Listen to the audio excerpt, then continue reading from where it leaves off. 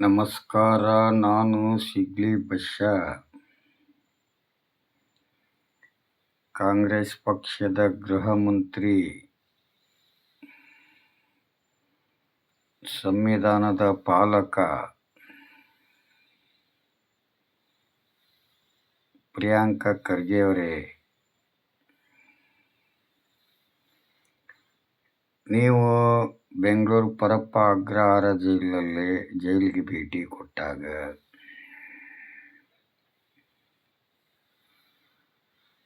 ಅಲ್ಲಿರ್ತಕ್ಕಂಥ ಪ್ರತಿಯೊಬ್ಬ ಖೈದಿಗಳನ್ನಾಗಲಿ, ವಿಚಾರಣಾ ಬಂದಿಗಳನ್ನಾಗಲಿ,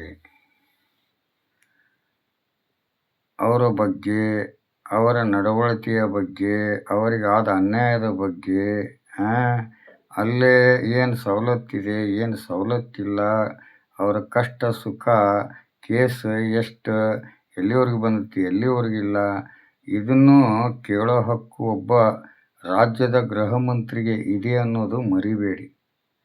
ನಿಮಗೆ ಸೆಲೆಬ್ರಿಟಿ ನೋಡಾಕ ನೀವು ಬಂದಿಲ್ಲ, ನಾನು ಜೈಲ್ ವ್ಯವಸ್ಥೆ ನೋಡಕ್ಕೆ ಬಂದೀನಿ ಅಂದಾಗ ಜೈಲ್ ವ್ಯವಸ್ಥೆ ಬಂದು ನೋಡಿ ಏನು ಮಾಡ್ತೀರಿ ನೀವು?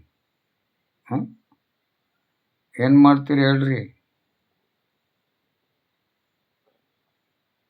ಒಬ್ಬ IG ಆಗಿರಲಿ, ಒಬ್ಬ DIG ಆಗಿರಲಿ, ಒಬ್ಬ ಮಂತ್ರಿ ಆಗಿರಲಿ, ಒಬ್ಬರು ನ್ಯಾಯಾಧೀಶರಾಗಿರಲಿ ಜೈಲಿಗೆ ವಿಸಿಟ್ ಕೊಡ್ತಾರೆ. ಎದಕ್ಕೆ ಕೊಡ್ತಾರೆ ಅವರು? ಮಾನವ ಹಕ್ಕು ಆಯೋಗದವರಾಗಿರಲಿ, ಅಂಥ ಮಾಧ್ಯಮಗಳಿಗೆ ಒಳಗಡೆ ಅವಕಾಶ ಇಲ್ಲ. ನಿಮ್ಗೆ ಗೃಹ ಮಂತ್ರಿಗೆ ಅವಕಾಶ ಇದೆ ಅಂದಾಗ ಅಲ್ಲಿ ಅನುಭವನ ನೀವು ತಿಳ್ಕೋಬೇಕು, ಅಲಿಸ್ಬೇಕು. At the crime but not the criminal.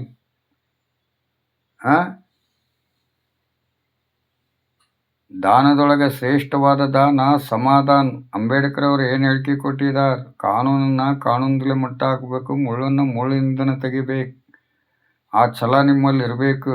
ಆದರೆ ಜೈಲಿನಲ್ಲಿ ಇರೋರೆಲ್ಲರೂ ಅಪರಾಧಿಗಳಂತ ನೀವು ಊಹಿಸಿಕೊಂಡು ಆ ರೀತಿ ಮಾಧ್ಯಮಗಳ ಮುಂದೆ ಹೇಳಿಕೆ ಕೊಡೋದು ತಪ್ಪು. ಆ ತಪ್ಪನ್ನು ಒಪ್ಪಿಕೋಬೇಕು.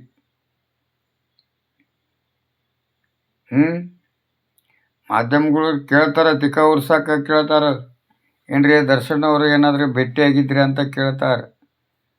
ಯಾಕೆ ಅಲೋಕ್ ಕುಮಾರ್ ಅವರು ಜೈಲು ಉಸ್ತುವಾರಿಯಾಗಿದ್ದಾಗ ಅವರು ಜೈಲಲ್ಲೇ ಆಫೀಸ್ನಾಗ ಅಷ್ಟೇ ಇದ್ದು ಬರ್ತಾರೆ?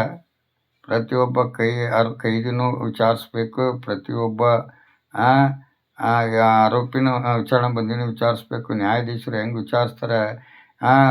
ಒಂದು ಗಲ್ಲು ಆಗಬೇಕಾದ್ರೆ, ಒಬ್ಬ ಅಪರಾಧಿಗೆ ಗಲ್ಲು ಕೊಡಬೇಕಂದ್ರೆ ಅಂಥ ಸಂದರ್ಭದಲ್ಲಿ ಗೃಹ ಮಂತ್ರಿ ಇರ್ತಾರೆ, ಮುಖ್ಯಮಂತ್ರಿ ಇರ್ತಾರೆ, ಇರಬೇಕು, ಡಾಕ್ಟರ್ ಇರಬೇಕು, ಜೈಲು ಅಧೀಕ್ಷಕ ಇರಬೇಕು, ಜೈಲು IG ಇರಬೇಕು, ಒಬ್ಬ ಜಿಲ್ಲಾ MLA ಇರಬೇಕು. ಗಲ್ಲು ಹಾಕೋ ಮುಂದೆ ಎಷ್ಟು ಸ್ಟೈಲು, ಎಷ್ಟು ಯೂನಿಫಾರ್ಮು, ಎಷ್ಟು ಖಡಕ್ಕಾಗಿ ಬಂದು ನಿಂತಿರ್ತೀರಿ ಒಬ್ಬ ಅಪರಾಧಿಗೆ ಗಲ್ಲು ಕೊಡಬೇಕಾದ್ರೆ. ಇಂಥ ಸಂದರ್ಭದಲ್ಲಿ ಅಪರಾಧಿ ಕಷ್ಟ ಸುಖಕ್ಕೆ ನೀವು ಇಲ್ಲ ಅಂದರೆ ತಪ್ಪಾಗುತ್ತೆ ನಿಮ್ಮದು.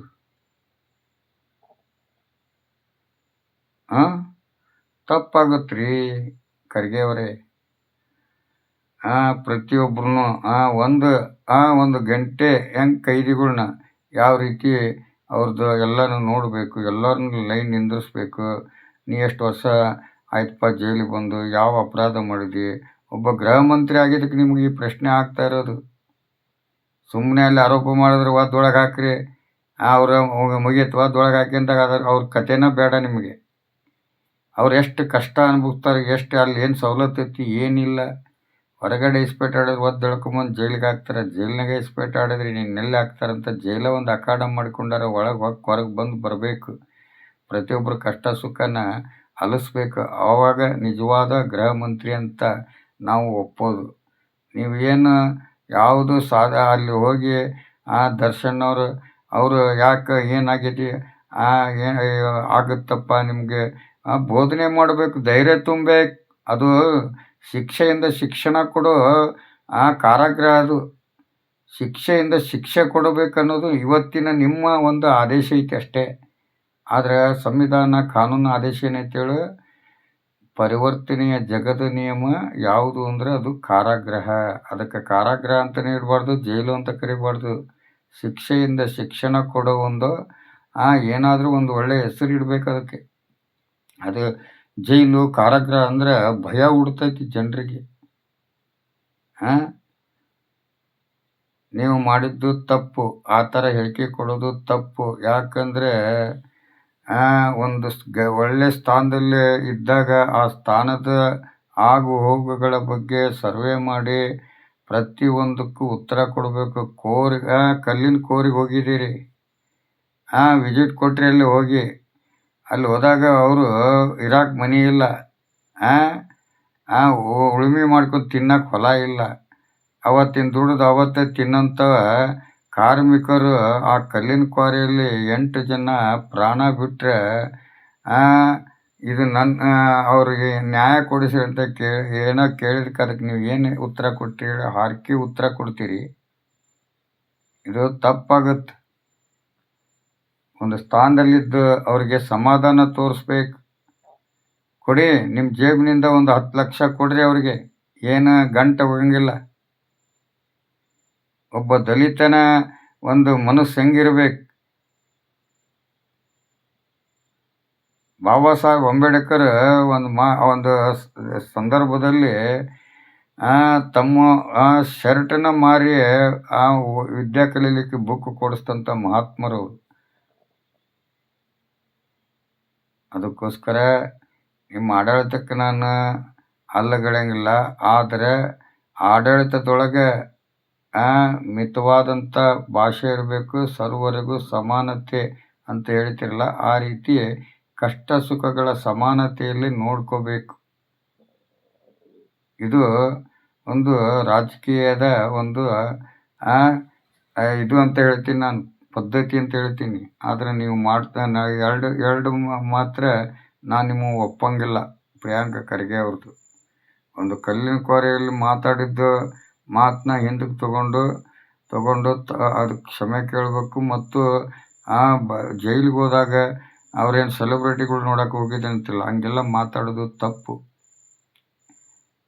ನಾನೇನಾದರೂ ಜೈಲಿನಾಗಿದ್ದಾಗ ನೀವು ಬಂದಿದ್ರೆ, ನೀವು ಹಂಗೆ ವಾಪಸ್ ಹೋಗಿದ್ರೆ ನಾವು ಹೋರಾಟ ಮಾಡಿಬಿಡ್ತಿದ್ದೆ. ಯಾಕೆ ಹೇಳೋ? ಅಮಾಸಿಗೆ ಹುಣ್ಣಿಮೆಗೆ ಬರೋದ್ರಲ್ಲಿ ನೀವು 10 ವರ್ಷಕ್ಕೆ 20 ವರ್ಷಕ್ಕೆ ಒಂದು ಸಲ ಜೈಲು ವಿಸಿಟ್ ಕೊಡ್ರಿ. ನಿಮಗದು ಬೇಕಾದಾಗ ಕೊಡ್ತೀರಿ.